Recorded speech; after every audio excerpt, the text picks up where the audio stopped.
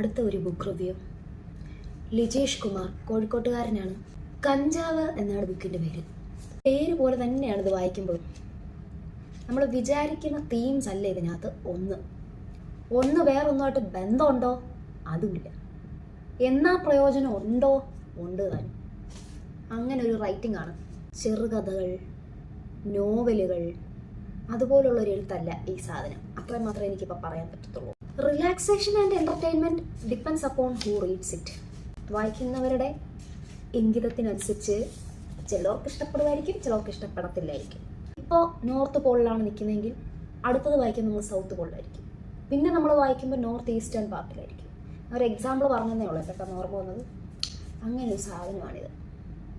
നമുക്ക് പ്രത്യേകിച്ചൊന്നും മനസ്സിൽ അലട്ടാത്ത സമയത്ത്, ഓർ എൽസ് അലട്ടുന്ന സമയത്ത് വേറൊരു ലോകത്തേക്ക് പോകണം എന്നുണ്ടെങ്കിൽ you can choose this book.